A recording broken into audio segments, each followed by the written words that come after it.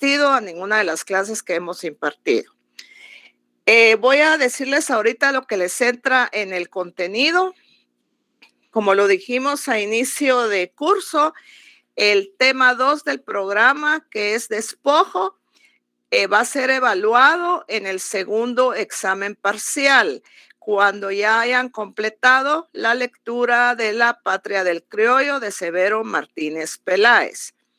En el primer examen entra el contenido del tema 1, donde están los conceptos básicos: multiculturalidad, interculturalidad, identidad de los pueblos indígenas, en el marco de las integraciones normativas que hemos realizado en clase. Y también entran los siguientes instrumentos internacionales: Constitución Política de la República de Guatemala, en los artículos que hemos visto. Entra la Declaración Universal de los Derechos Humanos completa, Pacto Internacional de Derechos Civiles y Políticos completo, Pacto Internacional de Derechos Económicos, Sociales y Culturales completo, Declaración sobre la eliminación de todas las formas de discriminación contra la mujer completa, porque esa sí la vimos, la leímos y dejamos algunas tareas de ejercicios de ubicación, y la Convención Internacional sobre la eliminación de todas las formas de discriminación racial completa. Ahora, con relación a la Declaración de las Naciones Unidas sobre Derechos de los Pueblos Indígenas, Declaración Americana sobre Derechos de los Pueblos Indígenas, entran aquellos artículos vistos en clase. En cuanto al Acuerdo sobre Identidad y Derechos de los Pueblos Indígenas, igualmente entra solo lo que hemos visto en clase: parte del preámbulo, numeral 1 romano, numeral 2, numeral 4, en los artículos que hemos leído. Tema de discriminación y racismo entra hasta lo que veamos el día de hoy. Se va a evaluar en el examen, jóvenes, manejo de ley, ubicación normativa e integración. Entonces, quienes no han hecho sus ejercicios, sí les recomiendo hacerlo, porque si no, se les va a complicar el tiempo en el examen y, como repito, quien lo entregue tarde no tendrá la nota. Vamos a dar inicio con la retroalimentación habitual de nuestra clase. Y para tales efectos voy a pedir a Padilla Oliva Beni Libardo que encienda su micrófono. Padilla Oliva Beni Libardo.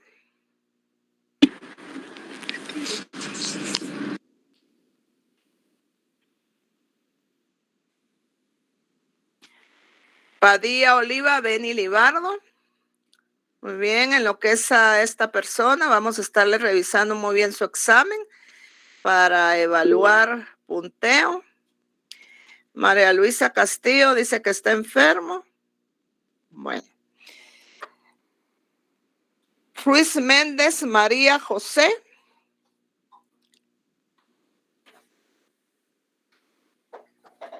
Ruiz Méndez María José.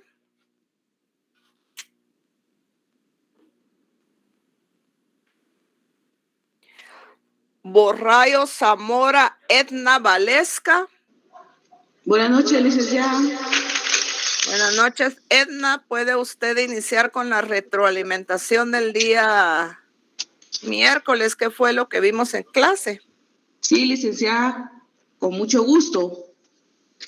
Vimos acerca de, leímos los acuerdos sobre entidad sobre los pueblos indígenas y una parte sobre todas las formas de discriminación, para ubicar dónde hay o no discriminación, dónde operan los verbos rectores, dónde hay vulneración de los derechos humanos y dónde hay vulneración de la dignidad.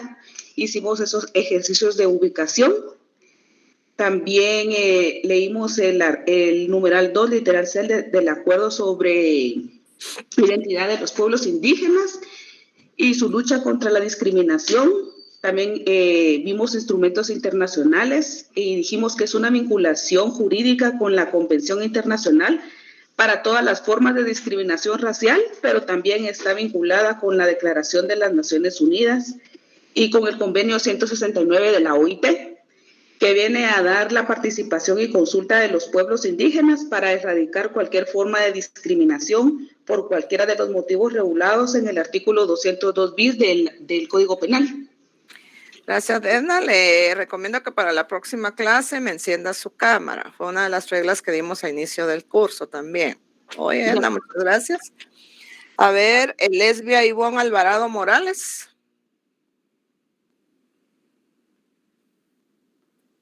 Sí, licenciada, buenas noches. Buenas noches, Lesbia. Enciende su cámara. Muy bien. ¿Qué más podría usted complementar con la retroalimentación de lo que vimos el día miércoles? Bueno, vimos varios verbos, licenciada, en la ley que citamos, que estaban los verbos de restricción, de circunscribir, reducir.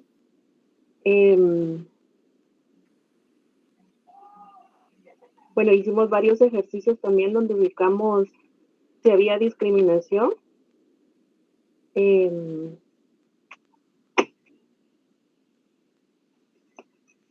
Y lo del convenio de 169 también, licenciada. Muchas gracias, Ivonne. A ver, jóvenes, vamos ahorita a clarificar algunos conceptos que de conformidad a los ejercicios que hicimos el miércoles, pude ver que todavía se maneja confusión. Vamos a estar ahorita, hoy vamos a hacer otros 2 ejercicios de resolución de casos para que ustedes puedan aplicar los enfoques que también manejamos en clase, género, etario, multicultural y de derechos específicos. También el día de hoy en los ejercicios que vamos a hacer, vamos a estar visualizando los verbos rectores de la discriminación, pero sí quiero aclarar ahorita lo de los actos del lenguaje, que pude percibir el miércoles que hay un poco de confusión. Los actos del lenguaje, jóvenes, van a estar presentes en toda nuestra vida cotidiana, no solo en un caso de discriminación. O sea, no solo ahí se da el locutivo, el ilocutivo y pelocutivo. Recordemos que al inicio dijimos que la discriminación es un delito que opera por acciones. Por eso es que está catalogada con sus 4 verbos rectores. Y el lenguaje tiene mucho que ver porque nos va a servir para medir si realmente se da una distinción, una restricción, una exclusión o una preferencia. Y que estos verbos rectores tengan como finalidad, primero que nada, vulnerar la dignidad de la persona humana, pero recuérdense que aquí también tenemos que analizar en el caso de los pueblos, si también se vulneró la dignidad de un pueblo como tal. Y también nos va a permitir ver si se ha vulnerado cualquiera de los derechos protegidos. Esa es la finalidad de la discriminación. Entonces, yo ahorita estoy haciendo uso del lenguaje. ¿Qué es el lenguaje? Es mi vehículo de comunicación. Recordemos que yo me puedo comunicar con ustedes en forma verbal, lo estoy haciendo ahorita. ¿Qué estoy haciendo ahorita? Usando mi acto locutivo. ¿Cuál es mi intención? Es el acto ilocutivo, dar mi clase, transmitir los conocimientos hacia ustedes. Y el perlocutivo va a ser la consecuencia. ¿Cuál va a ser la consecuencia? Pues que ustedes, si están en clase, el día miércoles les vaya bien en su examen parcial. Entonces, eso va a medir que ustedes sí han adquirido los conocimientos. Ahora bien, en un caso de discriminación, el acto locutivo, ilocutivo y perlocutivo, ¿para qué me van a servir? Pues precisamente para verificar si se operó los verbos rectores. Pero, por ejemplo, en el caso del Hospital Roosevelt, alguien de ustedes me dijo al finalizar la clase, pero licenciada, y dependiendo de la forma como se lo dijeron a la persona que guarda la sangre, ahí, si no se le vulneró un derecho humano a esta persona, si no se le vulneró su dignidad, no hay discriminación. Entonces, muchas veces en nuestra vida cotidiana, por ejemplo, podemos usar el acto locutivo, el ilocutivo y el perlocutivo, muchas veces cuando estamos peleando con alguien o nos enojamos. Entonces, ahí, ¿cómo digo yo las cosas? Pues puede ser que yo me enoje y en lo que es esta situación de los conflictos se le llama escalada. Yo crezco en escalada y cada vez me enojo más y sube mi situación de enojo. Y la otra persona igual. Entonces, dijimos en clase que, por ejemplo, si ustedes, entre ustedes, a alguien le dicen, por ejemplo, pareces indio maleducado. Puede ser que entre ustedes como compañeros se lo dijeron a otra persona no se sintió ofendida, simplemente le dijo, ay, no, que no es correcto, esa expresión joven, no es correcto, ¿verdad? Pero no le vulneraron un derecho protegido a la persona, quizá le faltaron el respeto, igual cuando hay una discusión. Ahí hacemos uso de los actos del lenguaje, pero si esos actos de lenguaje a mí me van a denotar que yo sí hice una distinción por cualquiera de los motivos del 202 bis y de lo que establece el principio general de no discriminación, y si esa distinción ha servido para restringir un derecho protegido, y si yo hago una preferencia en base a que yo me siento superior a, ahí sí estoy ante un caso de discriminación. Entonces, estos actos de lenguaje van a estar presentes siempre en nuestra vida cotidiana, pero en lo que es discriminación y racismo nos van a servir para poder ver qué dijo la persona, o sea, el sujeto activo, cómo lo dijo, cuál fue su intención. Y si su intención es menoscabar un derecho protegido, vulnerar dignidad, ahí están operando esos verbos rectores. Y si se hace una preferencia o inclusive hay una distinción por, ya dijimos, el color de la piel o por las diferencias físicas de las personas, ahí ya estamos ante una discriminación donde está el racismo presente en sus componentes cultural y biológico.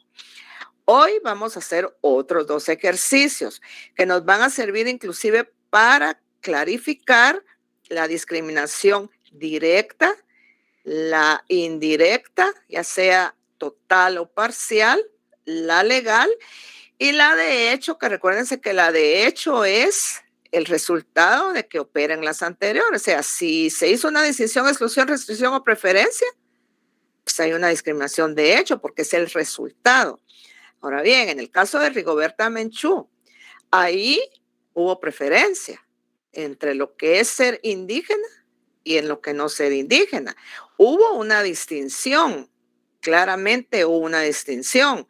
Operó en forma directa, porque ahí directamente se vulneró un derecho protegido, se vulneró dignidad de la persona humana y los actos de lenguaje pues nos sirven para decir, bueno, aquí sí hubo una situación de superioridad de las personas que se lo dijeron, hubo una desigualdad de no considerar a Rigoberta Menchú apta para estar en una corte y aquí operó también el verbo restricción. ¿Por qué? Se le ciñe, se le restringe en lo que es el poder Rigoberta Menchú estar en una corte a ubicarla en un mercado donde equívocamente se piensa por esos estereotipos, por esos valores subjetivos, por esos prejuicios sociales de que todas las mujeres están para vender en un mercado. Ahora bien, en el siguiente caso, aquí es cierto, el Código Penal nos establece en el 202 bis un motivo de enfermedad, pero hagamos el análisis del caso. ¿Qué derecho se le vulneró a la persona que iba a donar sangre y que se le dice no puede donar porque usted es epiléptico y le dio hepatitis hace un año? Ningún derecho se le vulneró, al contrario. Recuérdense que si una persona dona sangre es epiléptica, esta persona corre riesgo de morirse ahí, en lo que es el proceso de donación. Igualmente, si ha tenido hepatitis, pues aquí también corre riesgo porque es un daño hepático de que esta persona después desarrolle otro tipo de complicaciones. Entonces, aquí más que vulnerarle a esta persona un derecho protegido, prácticamente se le protegió de un daño mayor. Y aparte que el normativo, pues no es un normativo que tenga una discriminación legal, porque aquí no se hizo ninguna comparación. Todavía que hubiera llegado otra persona que había tenido hepatitis y a esta sí se le permitió donar y a él no, o que por ejemplo hubiera llegado una persona indígena a donar y se le dice, mire, usted no puede donar porque es indígena. Pues ahí ya vemos una preferencia, no es por los requisitos que se establecen en el normativo de cómo donar sangre. Entonces, hoy vamos a hacer otros ejercicios para que ustedes vayan haciendo esta dinámica y en los ejercicios de hoy, jóvenes, sí les voy a pedir que utilicemos normativa, fundamento, que utilicemos los verbos rectores, actos de lenguaje y que utilicemos también lo que es, más que todo, ver qué derechos tutelados se pudieron haber vulnerado o dignidad. Todavía no hemos entrado a los colectivos. Ahorita le doy la palabra a Edgar Rolando Zapeta Morales. Algo que les quiero decir es que después de su examen parcial, ya vamos a empezar con una dinámica en el marco de que ustedes van a presentar algunos casos, pero lo vamos a hacer en una forma dinámica, mediante roles. Y ahí la idea es que ustedes pues utilicen su normativa y resolvamos los casos, ¿verdad? Y que así vayamos aprendiendo dónde hay discriminación y dónde no hay discriminación. A ver, Edgar Rolando Zapeta Morales, tiene la palabra.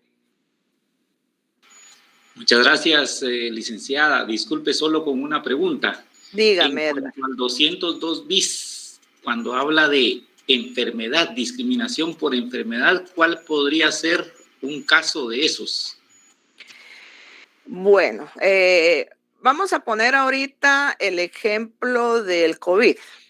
Bueno, si una persona es diagnosticada positiva con COVID, pues sabemos que aquí se va a cuarentena.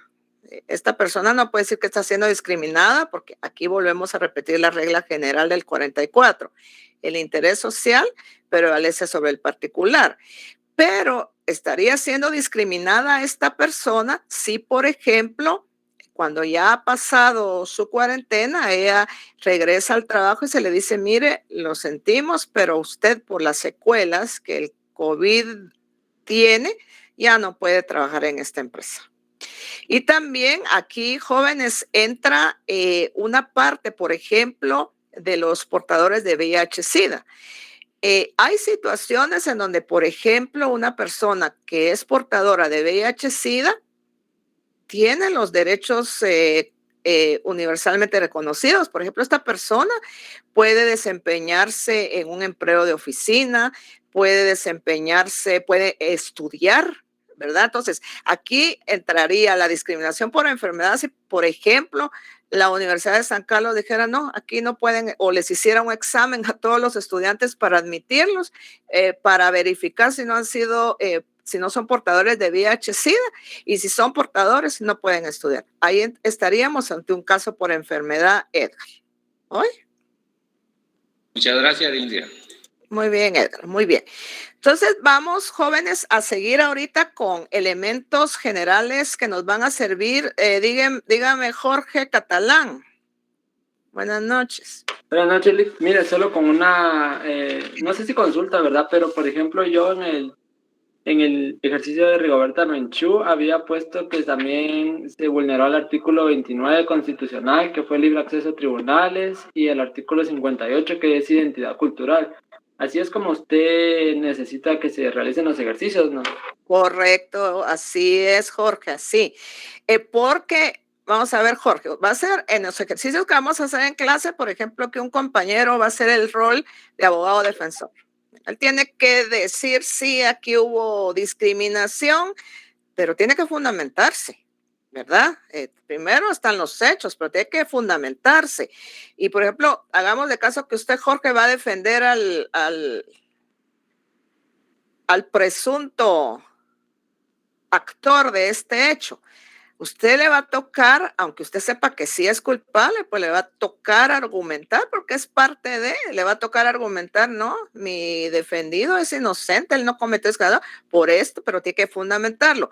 Y algo también, jóvenes, que vamos a ver en clase después de su examen es que vamos a ver la estructura general de los dictámenes periciales. Más que todo vamos a ver el peritaje género y vamos a ver el peritaje cultural. Estos peritajes nos van a servir para poder, que son pruebas admitidas en un caso de discriminación, nos van a servir para poder verificar todavía más si hubo o no un caso. Y a uno de ustedes les va a tocar en determinado momento hacer de perito. Ahora bien, en el caso, por ejemplo, de la persona que llegó a donar sangre, vamos que Jorge Catalán es el que lo está defendiendo y él quiere demostrar, sí, a mi cliente sí lo discriminaron en el Roosevelt, ahí el normativo tiene una discriminación legal.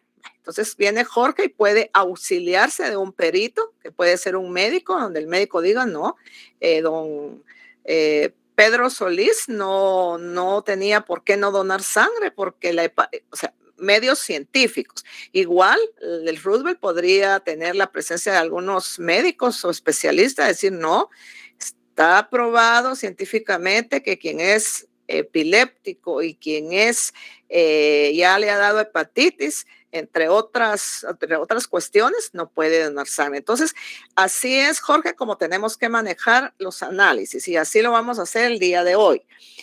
Para dar un panorama general, jóvenes, de lo que hablábamos el día miércoles también, se recordarán que dijimos que las víctimas de una violación a derechos humanos, y aquí también los pueblos indígenas, ya sea en forma individual o colectiva, tienen derecho a una reparación. Dijimos que la palabra reparación es restitución del daño causado. Y digna dijimos que es porque lleva relación con la palabra dignidad, con ese valor supremo, dignidad. Se espera que esta reparación digna sea una reparación transformadora, es decir, que transforme la violación en un nuevo proyecto de vida para la víctima. Dijimos que no puede ser ni puede llevar como objetivo un enriquecimiento ilícito y debe de ser en proporción al daño causado.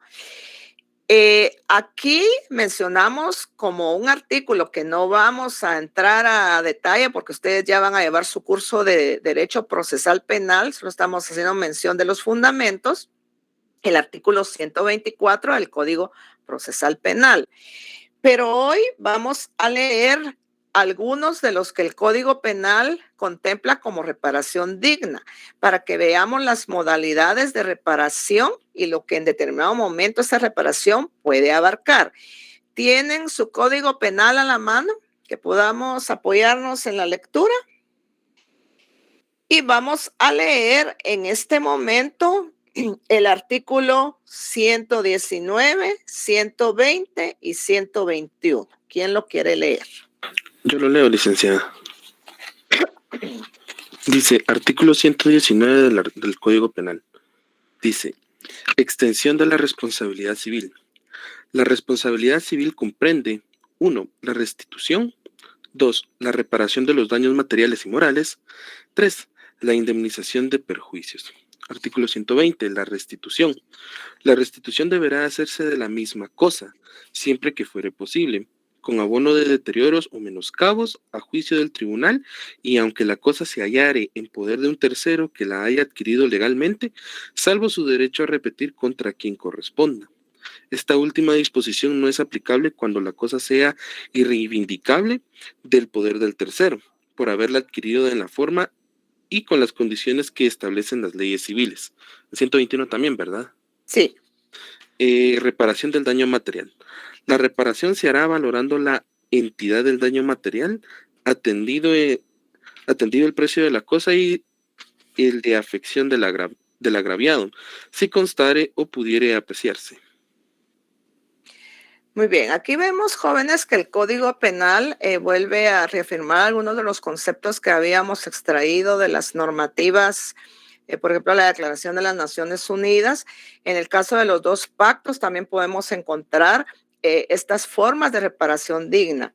Ya vimos que el Código Penal tiene reguladas las formas de restitución, la indemnización, y aquí podemos deducir una que es medidas de rehabilitación. Por ejemplo, cuando en el caso, por ejemplo, de Rigoberta Menchú, aquí una medida de rehabilitación se le aplicó como reparación digna por el daño moral causado, es decir, a ella se le afectó emocionalmente su integridad porque claramente se le discriminó.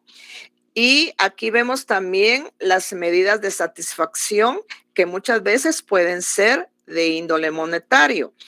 En el caso de los perjuicios morales o daños inmateriales causados a la persona, vemos aquí resumidos en el Código Penal la lesión causada, qué deterioro pudo haberse causado a la persona, ya sea en su integridad física, pero también en sus bienes, los gastos de asistencia jurídica y médica en que la víctima haya incurrido. Aquí encontramos también, por ejemplo, si la víctima no acude a lo que es una oficina de asistencia gratuita y se auxilia de un abogado, pues también entra en la reparación digna los costos que emanan de ese auxilio profesional. En el caso de la indemnización, pues sabemos que consiste en un pago por el daño causado. Igualmente, jóvenes, aquí podría entrar como gastos emergentes, por ejemplo, que la víctima por esa discriminación, si se lo dicen en el empleo, tenga que abandonar el empleo. Y aquí se ve afectada la situación económica, el proyecto de vida de esta persona. Si esta persona estudia, supóngale que es en la universidad donde le es víctima de esta discriminación, se le afecta su proyecto de vida y esta persona puede hacer que abandone el estudio a consecuencia de esta discriminación. Entonces, vemos que el Código Penal nos da algunas formas de reparación digna y, como repito, esto tiene que ser valorado en base al daño causado. Lo que persigue la reparación digna, jóvenes, es transformar el proyecto de vida de la persona y que el derecho violentado pues vuelva al estado en que se encontraba antes que la violación hubiese ocurrido. Hay casos en donde pues esto no se va a lograr, ¿verdad? Poníamos el caso de la violación. Fíjense que antes nuestro Código Penal tenía algunos artículos que catalogaba como reparación digna, pero fueron derogados porque se denotaba que había más violación a derechos humanos. Por ejemplo, había un artículo que regulaba, fíjense bien, como reparación digna. Y esta reparación la evaluaba el código en el marco de valor subjetivo de honestidad. Esos valores que están adjudicados a las mujeres, mujer honesta, mujer deshonesta. Y en las comunidades se da mucho esto todavía.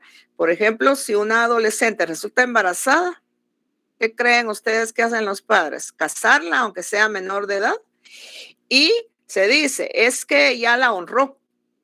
Imagínense, ya la honró. Ya la honró porque se casó con ella. Entonces, el código antes tenía una modalidad como de reparación que no era reparación digna, porque, por ejemplo, en los delitos de violación existía una forma de cómo se le perdonaba al sujeto activo la acción de violación, si se casaba con la víctima. Entonces, analicemos, ¿realmente sería una reparación digna esa si se casa con el violador la niña siendo menor de edad? Puede hacer que a futuro sufra peores situaciones. Entonces, esto se derogó del ordenamiento penal. Entonces, para poder valorar la reparación digna, hay que analizar si realmente se va a restituir el daño causado, que es lo que persigue la reparación, un nuevo proyecto de vida y que sea transformadora, que el daño que ocurrió y que le deterioró no solo ese proyecto de vida a la persona, sino le violentó su dignidad, le violentó sus derechos humanos, vuelva en mínima parte a la situación en que se encontraba. Entonces, la reparación digna, la vimos en clase, no la tenemos en el programa, pero es una de las garantías y derechos a los que el Estado de Guatemala se ha comprometido. En el marco del conflicto armado interno surge una forma de reparación digna que es llamada garantías de no repetición. Y esas garantías lo que persiguen es que los hechos suscitados en el marco del conflicto armado ya no vuelvan a repetirse. Pero recordemos que hay todavía situaciones en donde hay violaciones a derechos humanos. Entonces, decíamos en el curso que la paz no la hemos alcanzado a plenitud porque claramente no todas las personas gozan de esa plenitud al respeto de sus derechos humanos. A ver, María José, dígame. Licenciada, disculpe, solo con una molestia. Fíjese que solamente para pedir disculpas que el día de hoy no creo apto encender mi cámara porque fíjese que voy en camino en bus para Guate. Yo trabajo en el Centro Universitario de Jutiapa y me toca mañana presentarme a una capacitación en Guate y ahorita voy en bus. Entonces, por eso mismo voy a escuchar la clase, pero quería pedir su permiso para no encender la cámara y de repente tal vez no participar porque se oye la bulla. Está bien, María José, no se preocupe. Muy bien, jóvenes, entonces les decía que esta parte de la reparación digna no vamos a entrar a ver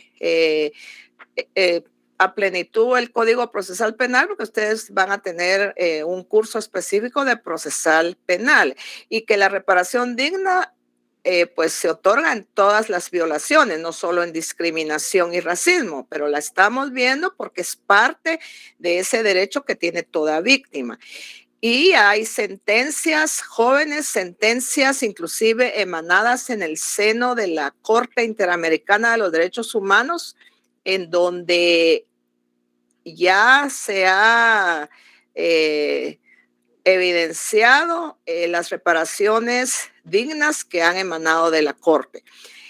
Hoy vamos a ver algunos artículos del Código de Trabajo y vamos a hacer un ejercicio en base a 2 artículos del Código de Trabajo.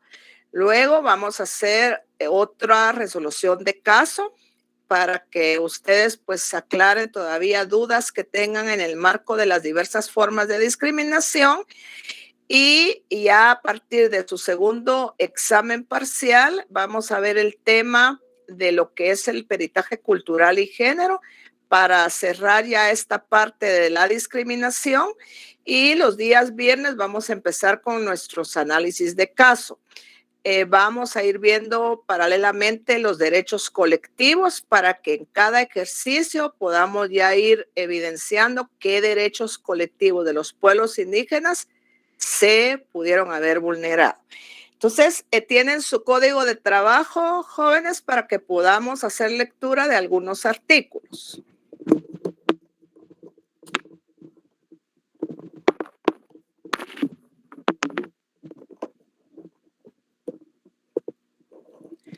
Muy bien.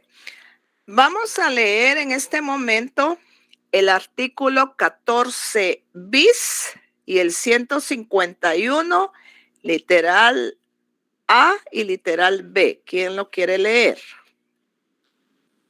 ¿Qué código es, licenciada? Disculpe. Código de trabajo. Artículo 14, dijo, ¿verdad? 14 bis. 14 bis, dice Artículo el artículo 14. 14.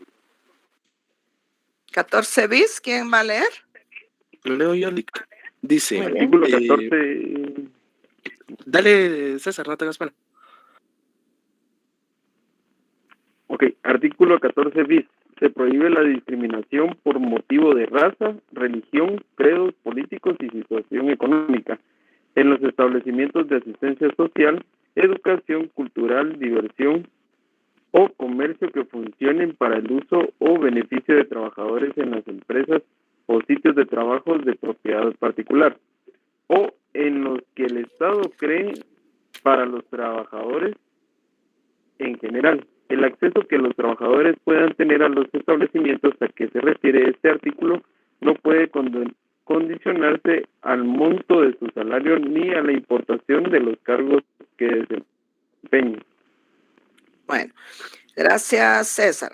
¿Qué vimos aquí, jóvenes, que está regulado en este artículo? Código de trabajo tampoco lo vamos a entrar a analizar todo porque ustedes llevan un curso de derecho laboral. Pero sí les aclaro que los artículos que estamos leyendo los vamos a analizar con los enfoques aprendidos. Enfoque de género, enfoque etario, enfoque multicultural y de derechos específicos. Recordando que en derechos específicos entran las mujeres, niños, niñas y adolescentes, migrantes, pueblos indígenas, entre otros. Entonces, aquí claramente vemos el principio general de no discriminación que debe prevalecer y el código lo tiene contemplado. Entonces, algo muy importante que quiero que denoten es el código tiene este principio, pero vamos a ver qué sucede con un artículo que vamos a leer más adelante y entonces sí quiero que este artículo también lo utilicen para los diversos análisis que vamos a estar haciendo en clase. Leamos el artículo 151 literal A y literal B del Código de Trabajo. ¿Quién lo quiere leer? Artículo 151.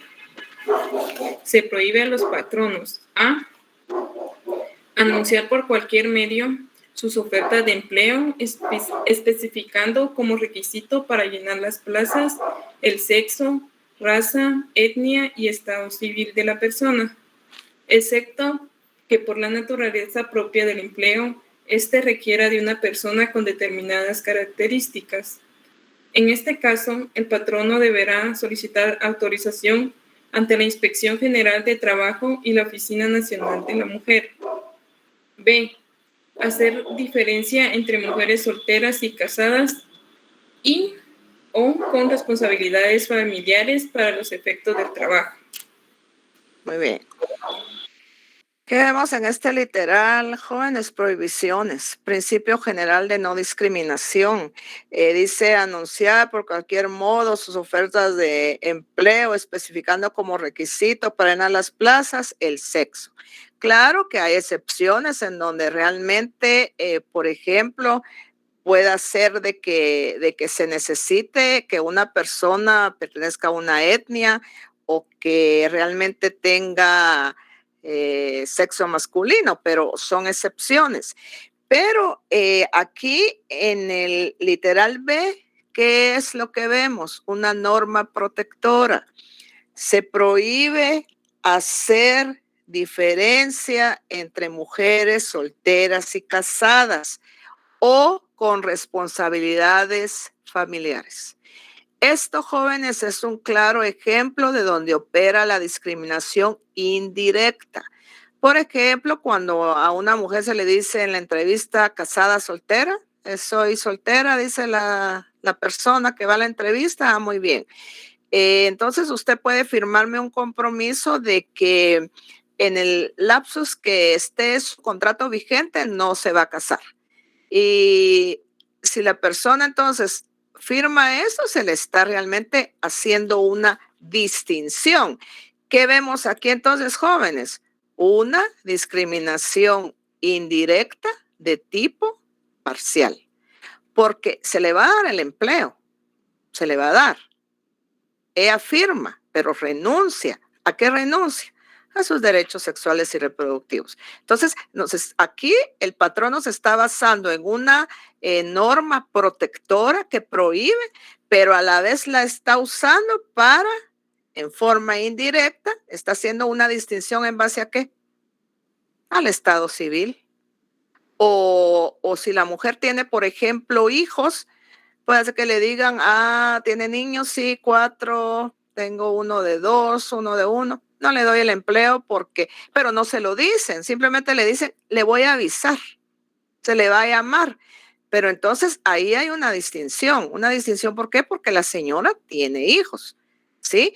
Igualmente puede hacer que se le diga a la persona, bueno, no tiene hijos, pero ¿puede usted firmarme un compromiso de que no se va a embarazar durante su contrato? Y sumado se va a hacer esta prueba de laboratorio donde me demuestra que ahorita no está embarazada. Entonces aquí le dan el empleo, porque se lo dan, pero ¿qué está pasando? Hay una discriminación indirecta de tipo parcial, porque le están dando el empleo, pero en parte le están vedando otro derecho protegido.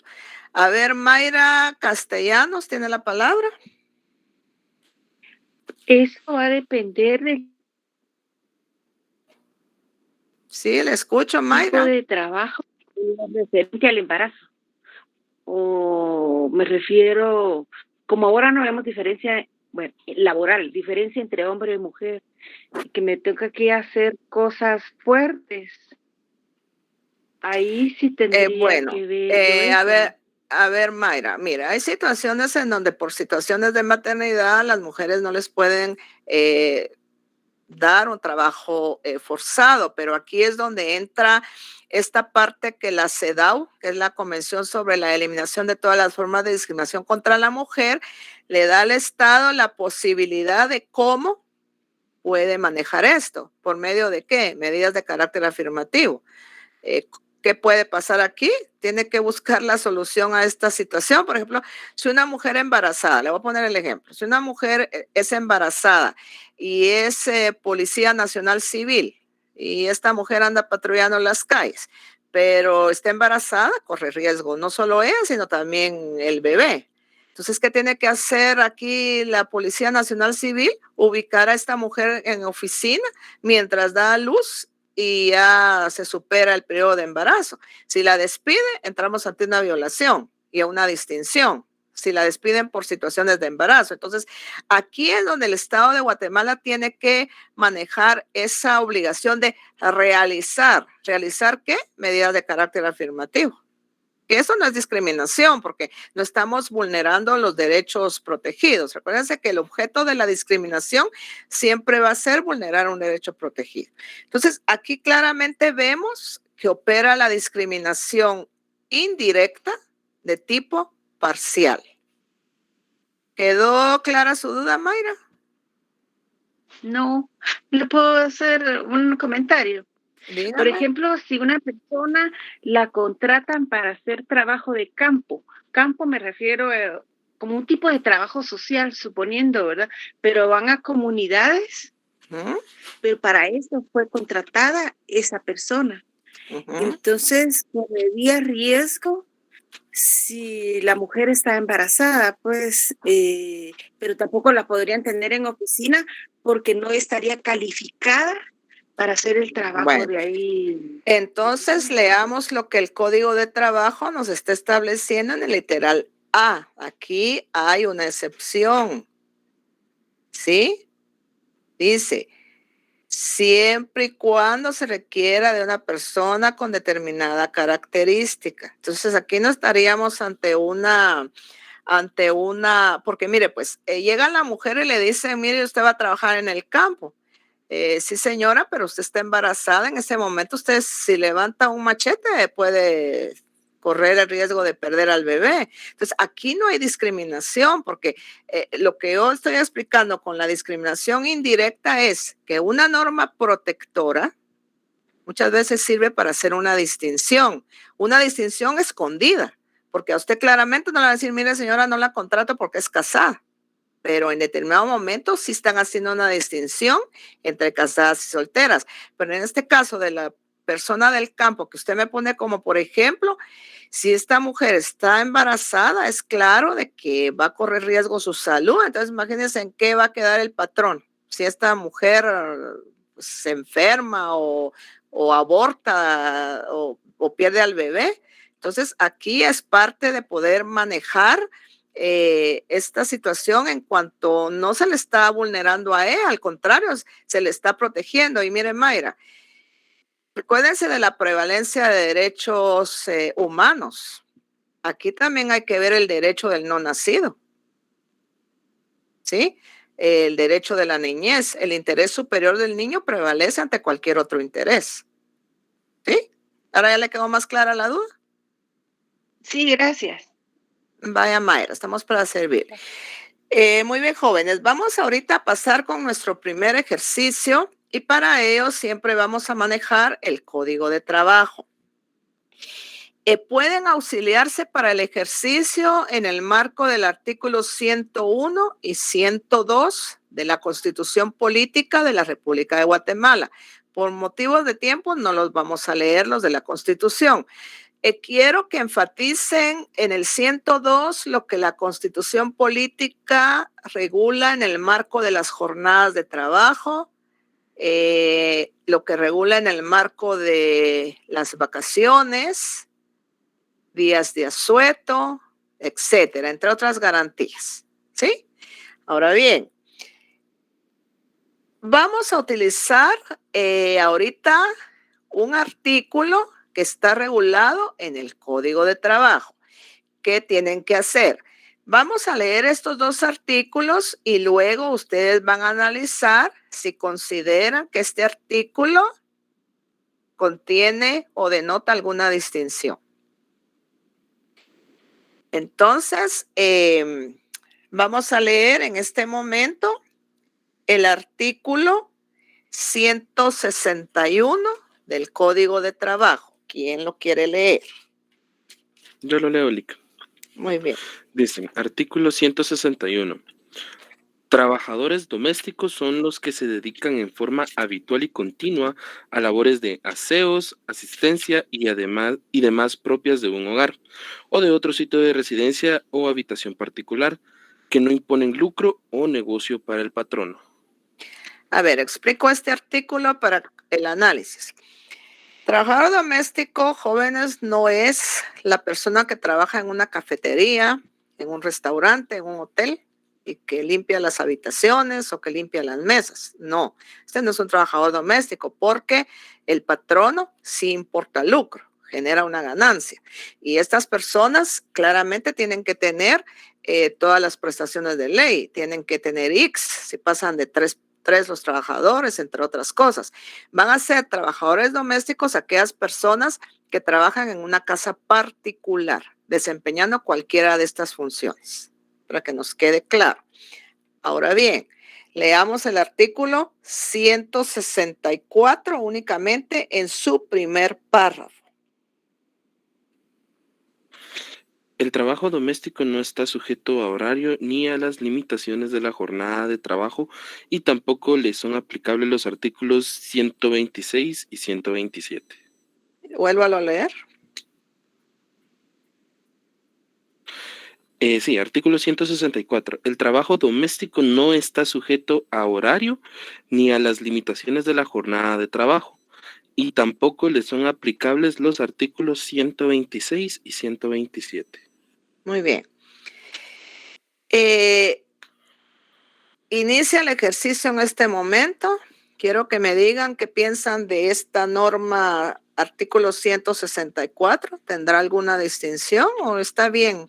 ¿O no consideran ustedes que hay una... Si digo distinción, estoy diciendo el primer verbo rector de la discriminación. ¿Y cómo se le puede llamar a esta discriminación? Discriminación legal. Entonces me dicen si consideran que en esta norma hay discriminación de tipo legal.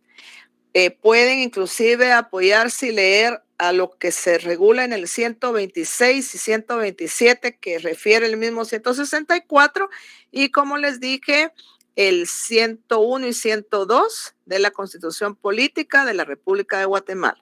¿Quién quiere empezar con la plenaria. A ver, en el momento me ponen ahí, levantan su mano y vamos en el orden. Entonces tienen, a ver, Mirna Dulce va de primero, pero vamos a esperar que terminen los compañeros. Entonces tenemos 2 minutos.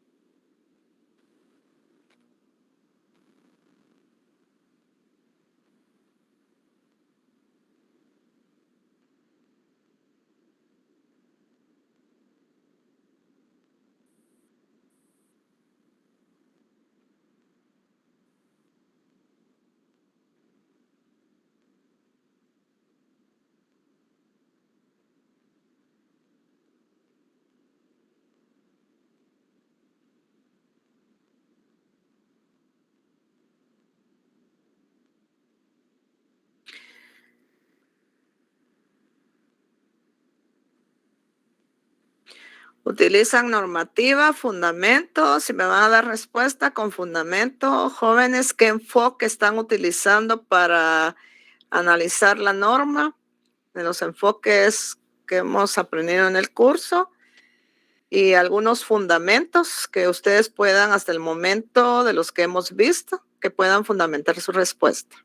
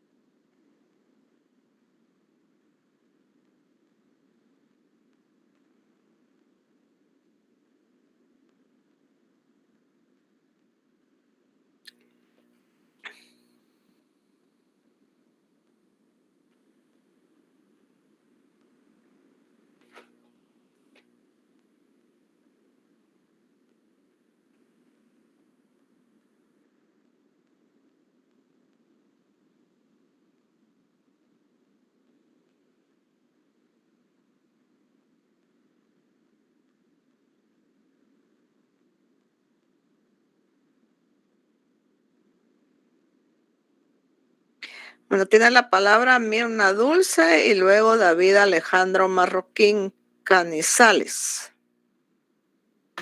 Buenas noches, licenciada. Disculpe, fíjese que yo creo que se está discriminando a los y las trabajadoras domésticas y se les está restringiendo en su derecho que está en el artículo 126 del Código de Trabajo y el 127, porque dice que, según el artículo que leímos anteriormente, que no se les aplicará a ellos solo por el hecho de que no tienen restricción de horario, pero muchas veces lo que se da es que los tienen que trabajen en un horario fijo, aun si son domésticos. Entonces, ahí vemos que termina en respetar eso. Tendrán goce de asueto de salario en los días particulares, ¿verdad? Que se menciona en el artículo 7, que creo que es el que no se da. Entonces, en mi opinión, en Guatemala se discrimina y se restringe mucho esos derechos. Y en ese mismo artículo que se leyó anteriormente, tenemos una forma de legalizar esa discriminación hacia el trabajador doméstico. Muchas gracias. Vamos a ver David Alejandro y luego Salomé Salazar. Y Jorge Catalán después. Sí, ok, gracias licenciada. Sí, en este caso, pues yo concuerdo con la compañera Dulce.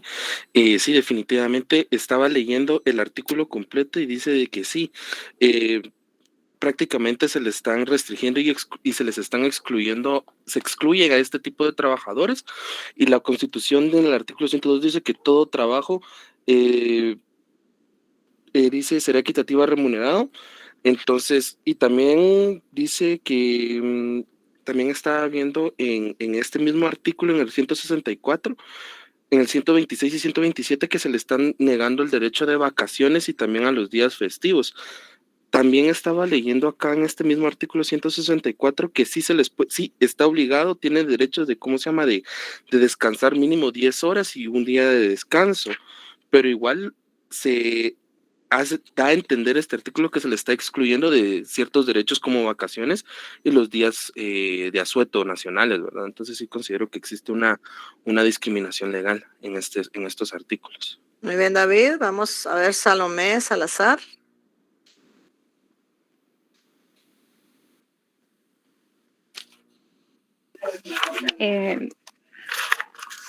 Yo veo aquí en el Pacto Internacional de Derechos Económicos, Sociales y Culturales, el artículo 7, el derecho a condiciones equitativas de trabajo.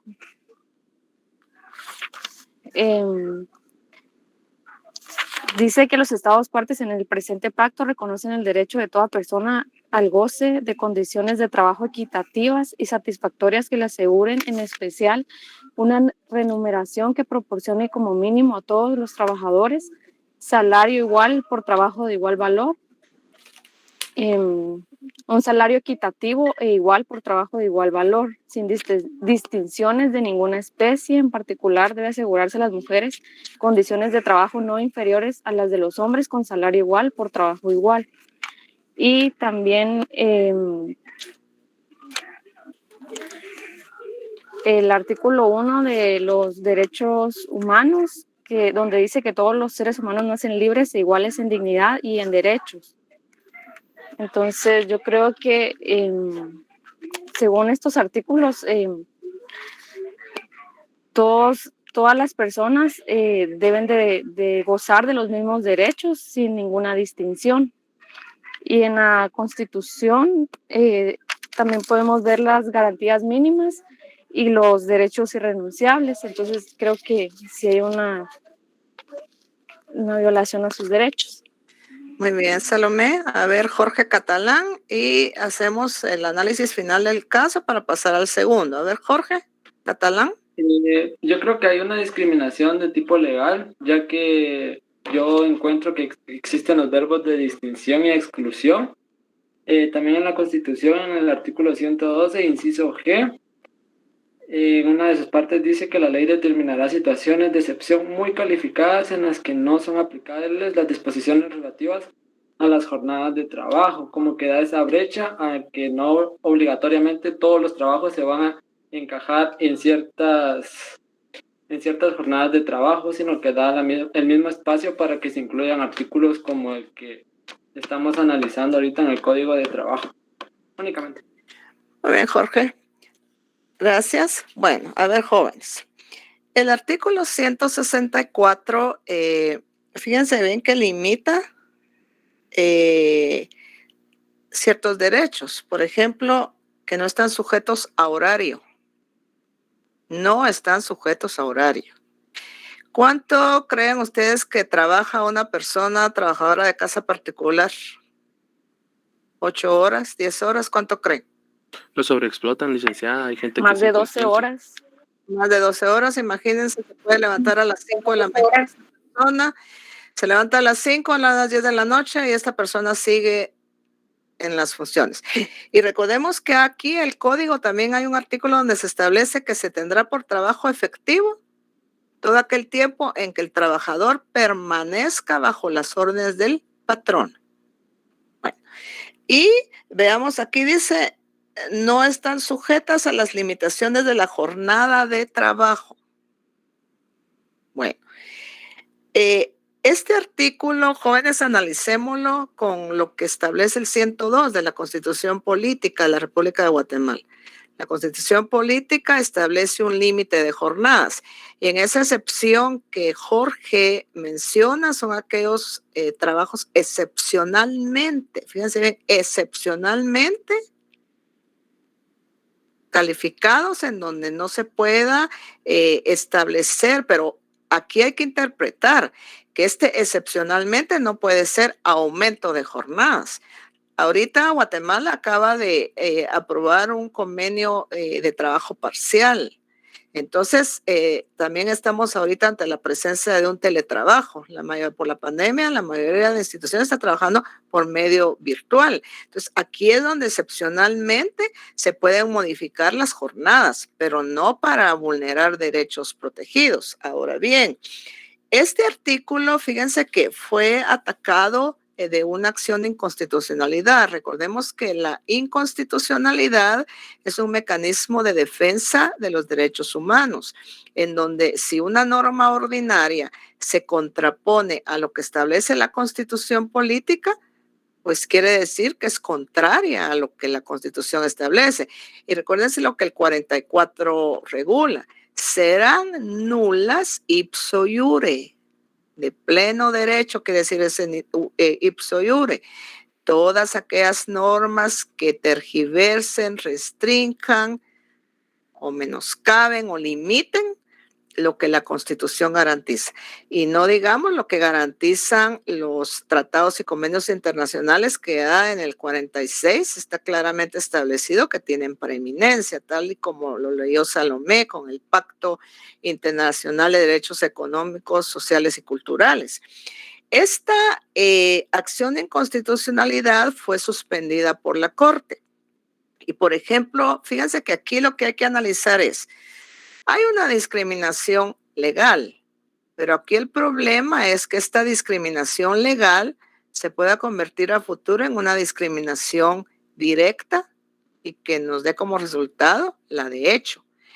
Porque en la práctica, fíjense que la mayoría de personas que trabajan en una casa particular no trabajan menos de 8 horas. No tienen solo un jefe. ¿Cuántos creen ustedes que tiene la persona? Todos los que viven en la casa. Todos los que viven en la casa. ¿Qué le toca hacer a esta persona? Cocinar, limpiar, muchas veces cuidar a los pequeños que hay ahí.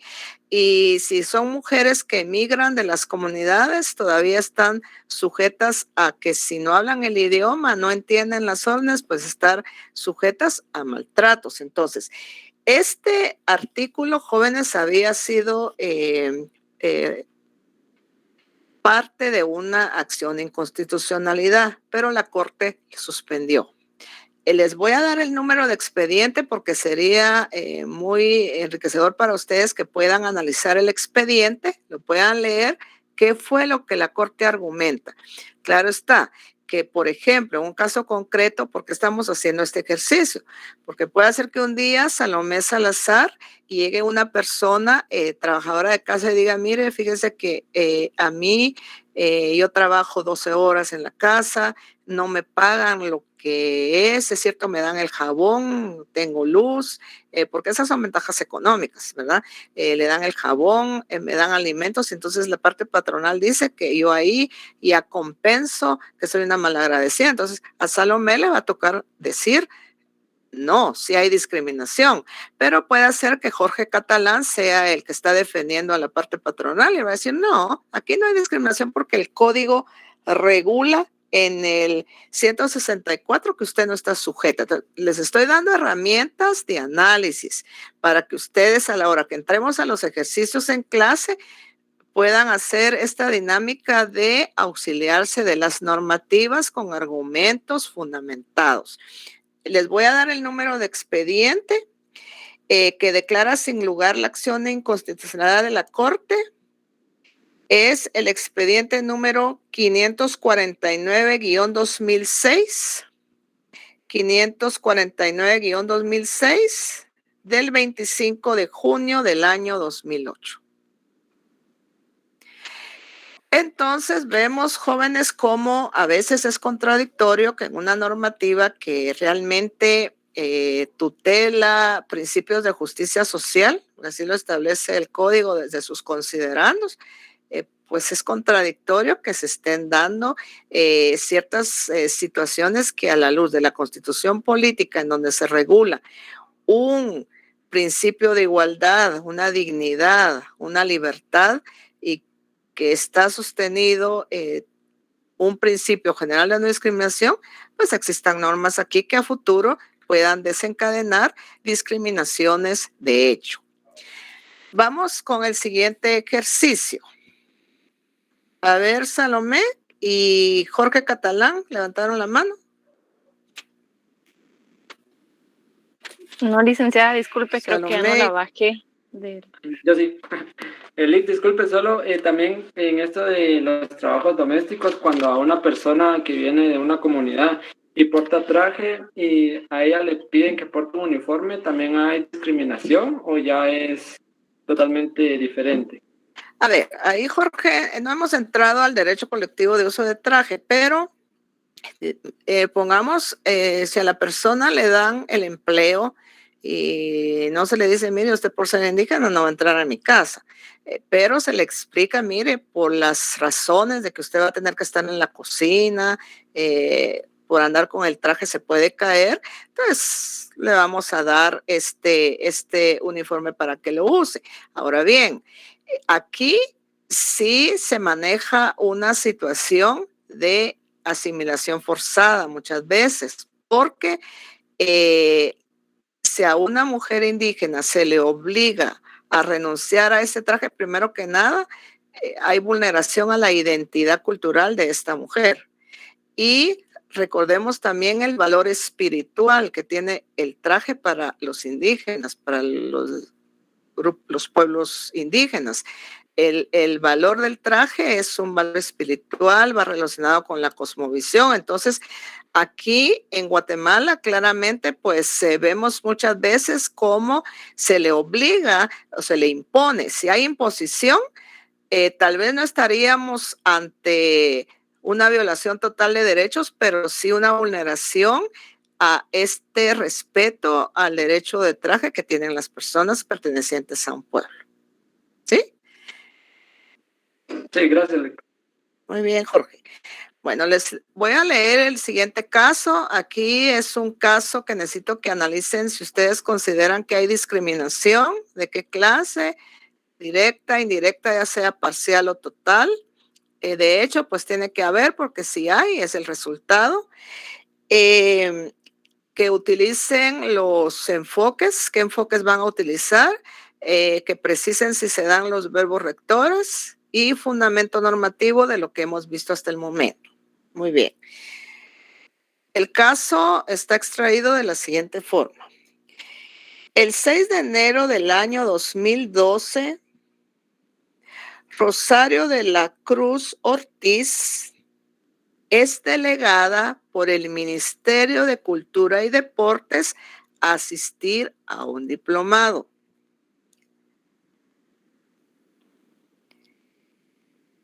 Cuando Rosario de la Cruz Ortiz llega al Hotel Conquistador Ramada, lugar en donde se iba a realizar el diplomado, ya se estaba repartiendo el primer coffee break. Eran las 10:30 de la mañana. Con la antelación del caso, los organizadores del evento repartieron tanto los tickets del coffee break matutino, almuerzo y coffee break de las 6 de la tarde. Rosario de la Cruz Ortiz llega al momento en que se está repartiendo el primer coffee y al dirigirse a la cola y llegar a la mesa respectiva, el mesero le indica: no puedo darle el coffee break porque usted no tiene su ticket. Rosario de la Cruz Ortiz sale indignada se dirige hacia la Procuraduría de los Derechos Humanos y presenta una denuncia alegando que fue discriminada por ser mujer y por pertenecer a la etnia maya cachiquel. Tienen 5 minutos, jóvenes, para analizar el caso.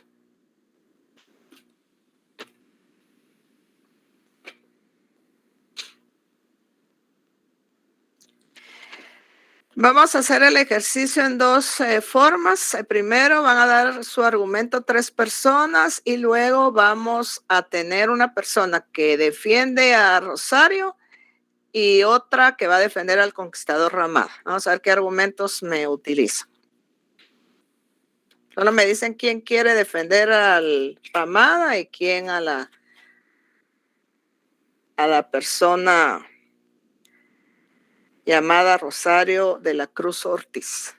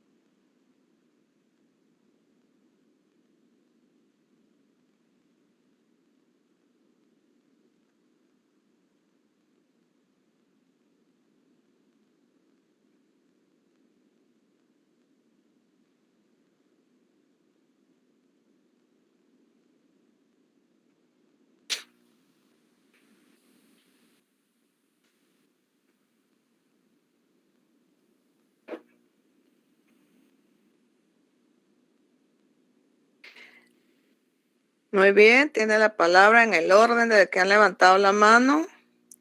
David Alejandro Marroquín, Salomé Salazar Moreno.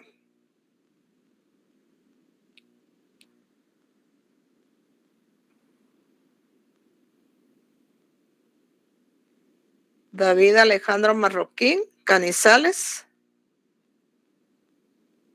Levantó la mano.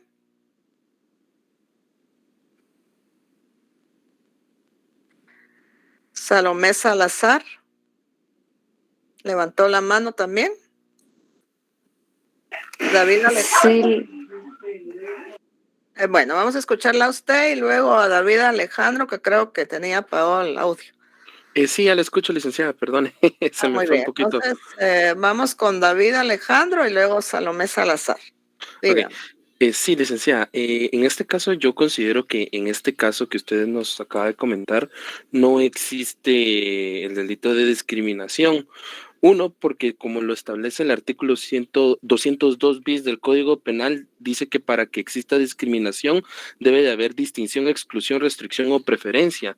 En este caso, al momento de que la señora se presentó a la cola y pidió uno de los coffee breaks, nunca se le dijo de que no podía recibir el coffee break por ser indígena o por pertenecer a otra rama, jamás fue eso, solo se le dijo, mire, usted no tiene un ticket, no le puedo dar.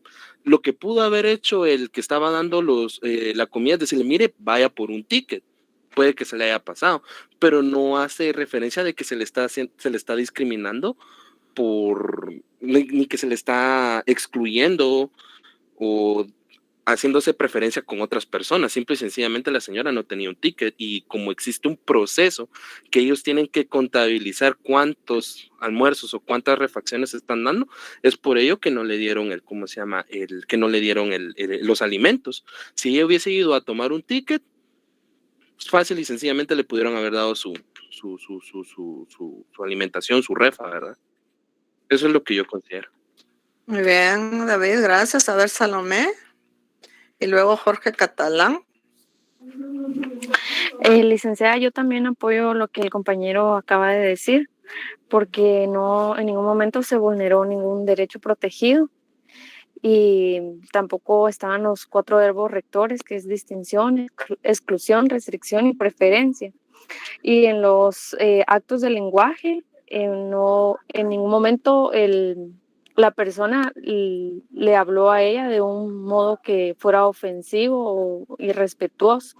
Simplemente le indicó que no podía darle el coffee break porque no tenía ticket. Muy bien, Salomé, gracias. A ver, Jorge Catalán va a defender a la señora y Edgar Rolando Zapeta, que levantó la mano. Usted va a defender al Ramada. Vamos a ver sus argumentos.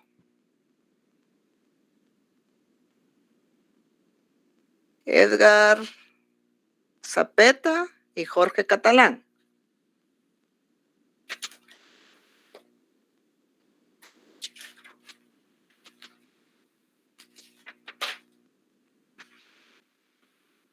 Edgar Rolando Zapeta y Jorge Catalán. Licenciada. A ver, quiero oír, usted va a defender Edgar Rolando Zapeta, usted defiende a Rosario de la Cruz Ortiz y Jorge Catalán a lo conquistador Ramada. Vamos a ver sus argumentos, cómo los hacen valer en este momento. Utilicen su normativa, jóvenes. ¿Comienzo yo o el compañero? A ver, Jorge, empiece usted. Argumento. Yo considero que, como dijeron los compañeros, no hay ningún caso de discriminación porque en ningún momento se hizo distinción, exclusión, restricción o preferencia basada en los motivos de género, raza, etnia e idioma, ¿verdad? También, como mencionaba el compañero, el hotel también tiene sus propias normativas, ¿verdad? Donde para cada evento se realiza cierta cantidad de comida, ¿verdad? Y que únicamente se da a las personas que portan ticket. Y acá el mesero únicamente le explicó que no le podía dar coffee break porque no portaba ticket. Y como usted mencionó que el caso, los tickets creo que ya tenían de conocimiento el Ministerio de Cultura y Deporte. También basados en el artículo 1 de la Convención sobre la eliminación de todas formas de discriminación contra la mujer, establece la definición de discriminación contra la mujer, donde podemos resaltar las palabras menoscabar o anular el reconocimiento y goce o ejercicio por la mujer. Y creo que en ningún momento se dio a notar esas expresiones en el actuar del mesero. Jorge, bueno, ¿qué dice? Muy bien, César David. Vamos después con usted. Primero quiero escuchar el argumento de defensa para el Hotel Ramada. Sí, buenas noches, licenciada, nuevamente. Yo considero que el hotel va a argumentar que al inicio de la actividad se establecieron la normativa pues para llevar a cabo ese evento y se tuvieron que haber dado las directrices, incluso las instrucciones para que todo el evento se llevara en un buen plan. Entonces, la persona que estaba recibiendo los tickets para servir el coffee break en este caso, simplemente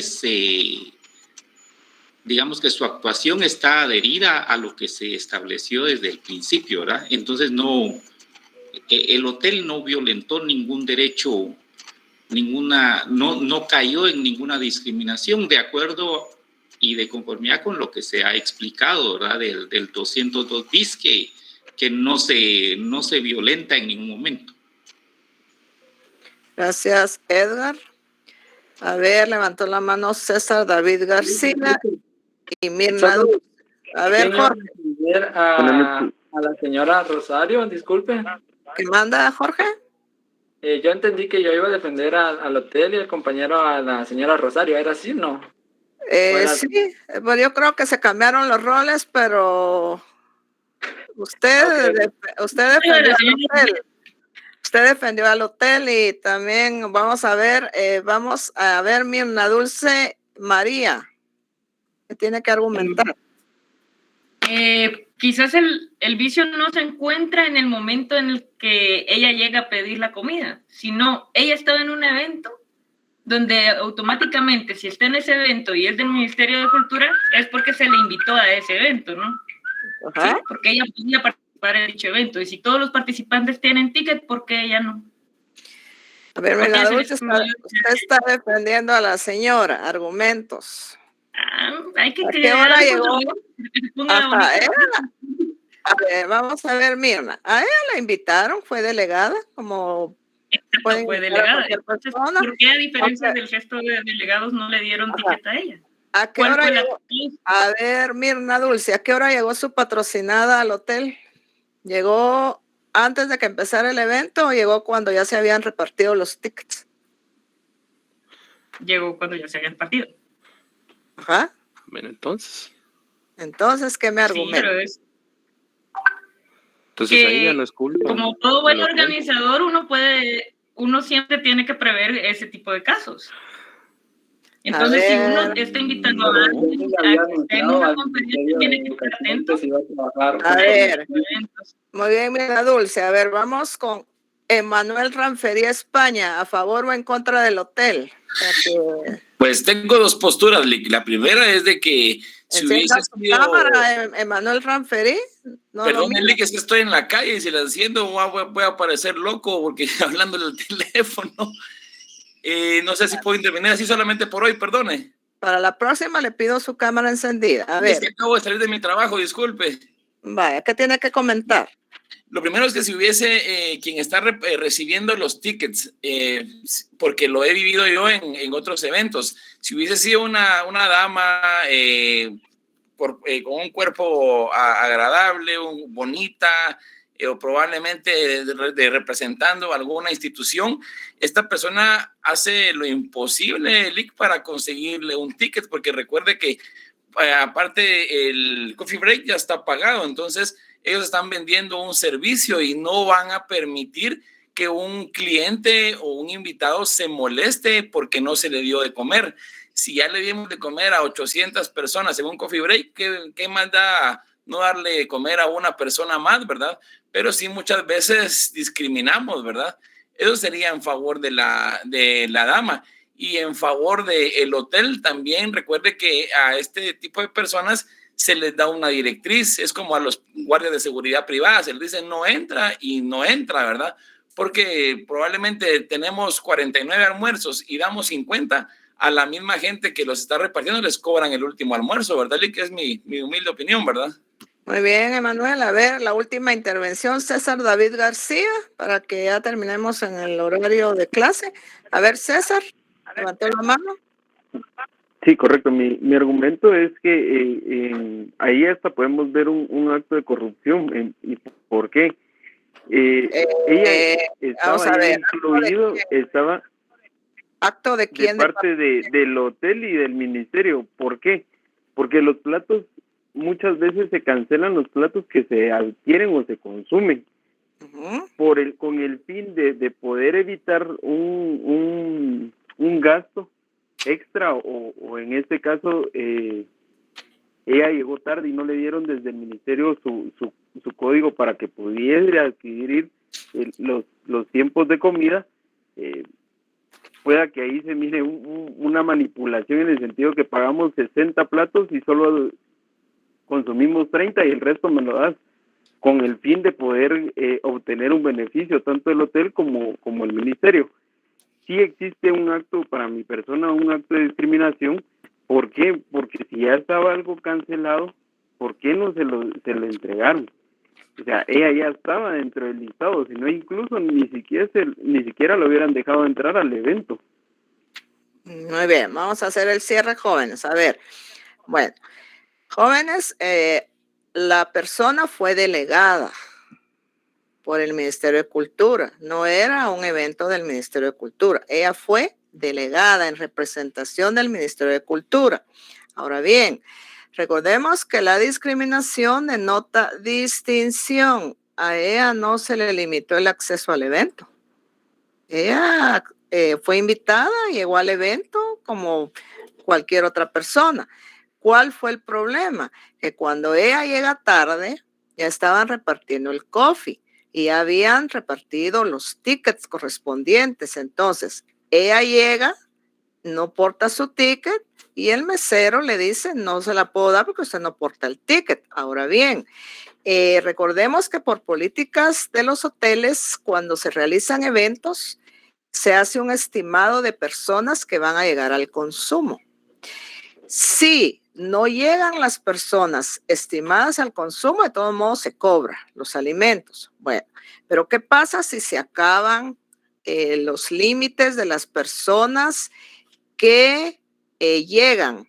Aquí Mayra dice, hay platos extras, pero estos platos extras son platos que se preparan emergentes, no en el momento. Es decir, yo digo, mire, me vino otra persona, prepáreme un plato, pero muchas veces este plato no es de igual naturaleza al que se está entregando en todo el evento. Entonces, en este caso, no hubo discriminación, no hay ninguna vulneración a derecho protegido, no hay distinción por el hecho de ser mujer, porque el mesero en ningún momento le dijo, mire, yo a usted no le doy refacción porque es mujer, o no le doy refacción porque usted pertenece a un pueblo indígena. Simple y sencillamente fue porque no portaba el ticket, pero recordemos que esta es una política general de los eventos en donde realmente para llevar un control, como muchos de ustedes lo dijeron, es que se requiere llevar ese orden en el marco de tickets para llevar este control y certeza de cuántas personas han consumido.